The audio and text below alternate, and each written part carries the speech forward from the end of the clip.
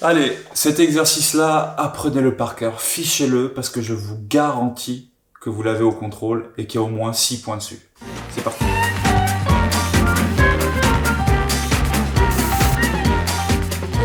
Dans ce type d'exercice, il va pas attaquer tout de suite comme ça. En fait, on va vous raconter une petite histoire. Donc, par exemple, je gère un barrage, je gagne 5000 litres d'eau par jour, mais je perds 3% de mon eau par évaporation, blablabla, blablabla, blablabla. Il va y avoir une petite histoire.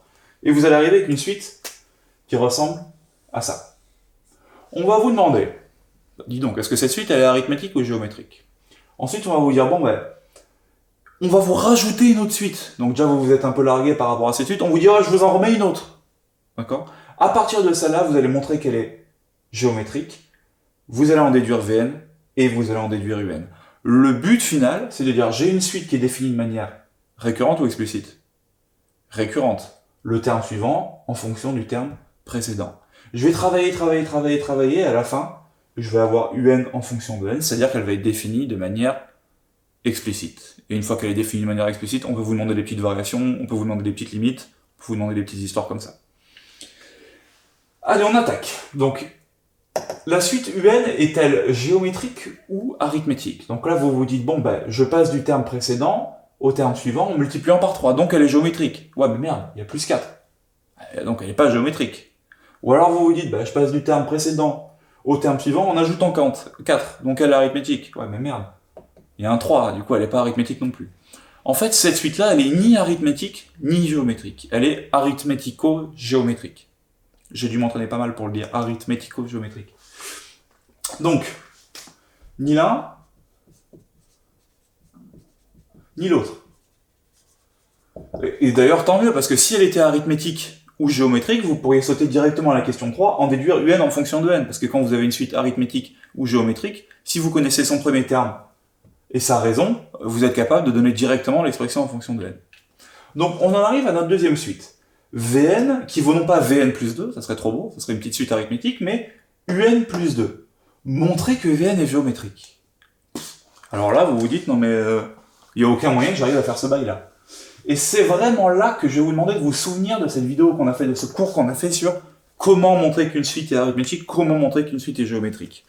Pour montrer qu'une suite est géométrique, je pars de Vn plus 1, je travaille, et à la fin, il faut que j'ai quelque chose fois Vn avec ça, qui est un nombre réel. Donc, moi, ce que je vais faire, c'est que je vais me dire, bon, bah, c'est pas compliqué, je vais y arriver, quoi qu'il arrive, je vais y arriver. J'encasse ce que j'ai comme données. J'ai ça,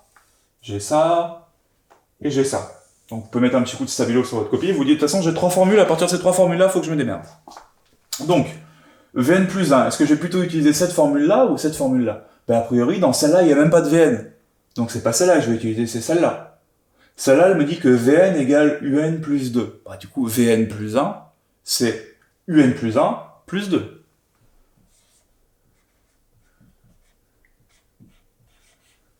Bon, c'est déjà pas mal, c'est un début. Ensuite, je continue. Un plus 1, mais c'est cool, Un plus 1, je l'ai là-haut, là. Un plus 1, c'est 3 fois Un plus 4, le tout, plus 2. J'ai juste remplacé Un plus 1 par 3 fois Un plus 4. Ah, là, c'est cool. 4 plus 2, 6. 3 fois Un plus 6. Donc, à ce stade-là, vous avez utilisé une fois celle-là, une fois celle-là. Et vous vous dites, ouais, mais je me retrouve à 3 fois Un plus 6, mais j'ai pas du tout quelque chose fois Vn. C'est là qu'on va utiliser encore cette formule-là pour la deuxième fois.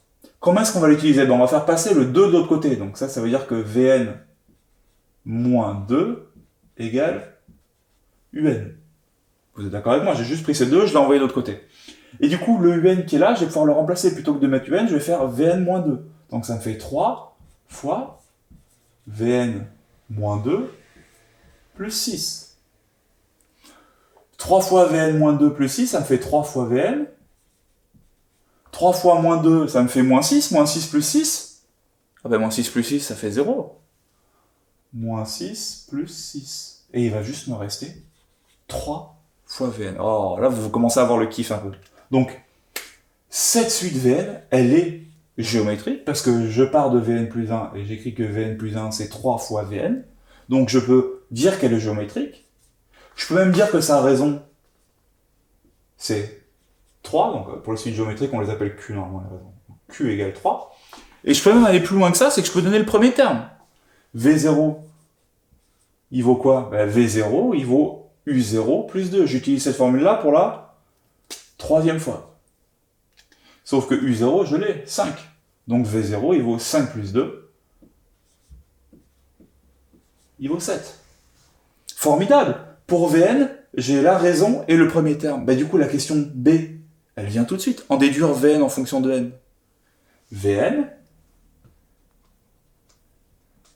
c'est V0 fois la raison à la puissance n, et ça me fait donc 7 fois ma raison 3 puissance n. Magnifique!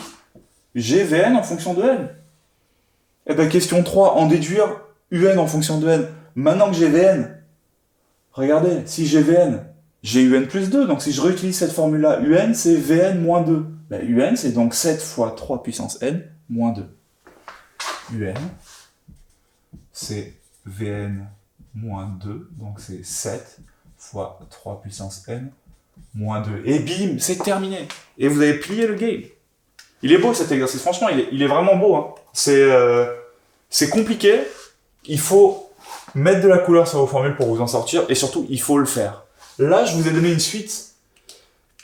Cette suite-là, elle est géométrique, mais on aurait aussi pu le faire de manière arithmétique. Vous allez voir qu'il y a des exercices compliqués en dessous, pour ceux qui ont vraiment envie de se faire un peu mal.